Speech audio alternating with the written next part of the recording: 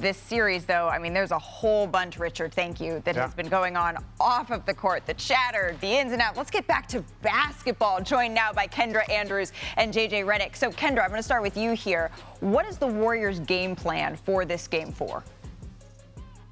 Well, Malika, the Warriors are really emphasizing shot selection, as simple as that might sound. But in the first 2 games of this series, they felt that they were missing that. And that's what prevented them from having any kind of offensive rhythm. That clearly changed in Game 3 as they had a nearly historic shooting night.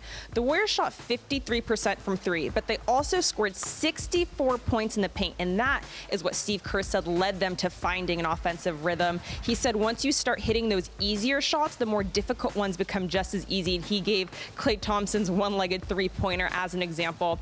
And Malika, the Warriors are sticking to this plan. They're still emphasizing shot selection, whether or not Ja plays or not. Steve Kerr said, look, the Grizzlies went 20-5 without Ja Morant during the regular season. We cannot overlook them regardless of his status. So the Warriors say we need to stick to our game plan, whether or not Ja's out on the court. Kendra, thank you. JJ, we heard Kendra mention shooting. And big picture, the Warriors are coming off an incredible shooting performance, over 60% from the field. So do they need to play at this same level if they want a chance to win it all?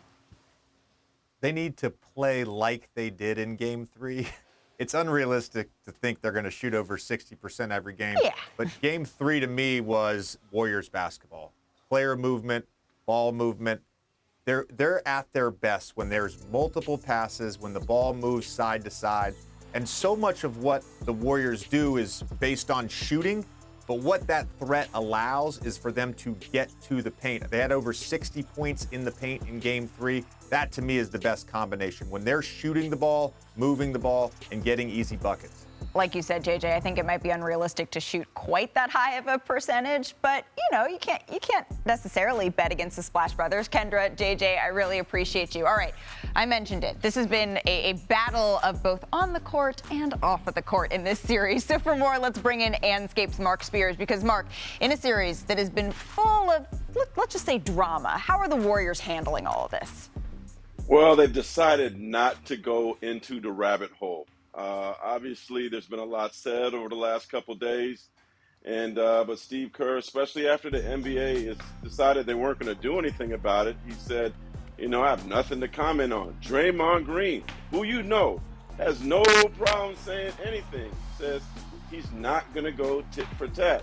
And I think the thing is, they know they want to do bigger things. They want to win a championship, and they really, really respect this Grizzlies team. The one interesting stat, though, that's not being mentioned is the Grizzlies actually were outscored by 32 points when Ja wasn't on the floor in this series. So Kerr said they're a hell of a team. They're really deep.